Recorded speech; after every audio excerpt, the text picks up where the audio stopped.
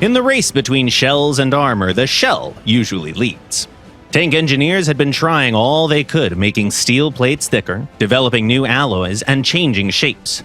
But every time they gained a bit of a lead, new guns and rounds would steal all the advantage.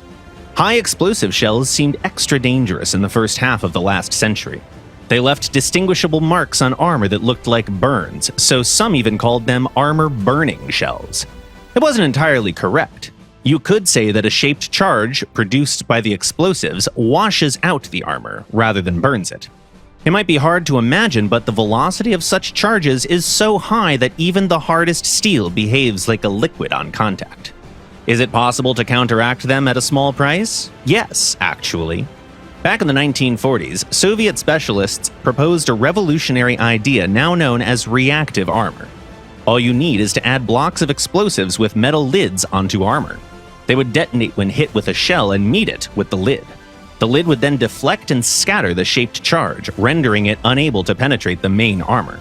The idea of using reactive armor seemed simple and efficient at first glance, but its path to actual service turned out to be much harder than expected. Israeli tanks were the first ones to receive reactive armor, and this only happened in 1982. One cannot help but ask, why wasn't it the Soviet tanks? And what happened to make this tech take almost 40 years to be implemented? Well, the first experiments took place in the Soviet Union in the early 1960s. The engineers created a new upper front plate with a cast grille whose cells housed reactive armor blocks. What they learned was that such armor could hold off both high explosive and solid penetrator rounds. More importantly, it was 1.5 tons lighter than the stock steel piece. It looked very promising, but the design never reached production. It required a significant rework, and a new T-64 with composite armor that was deemed sufficient was almost ready. What the Soviet engineers had created was, in modern terms, built-in reactive armor.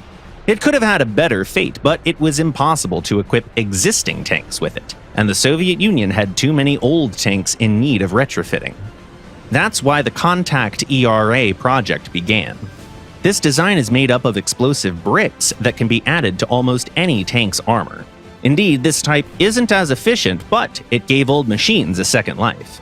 Meanwhile, Israel was developing its Blazer ERA.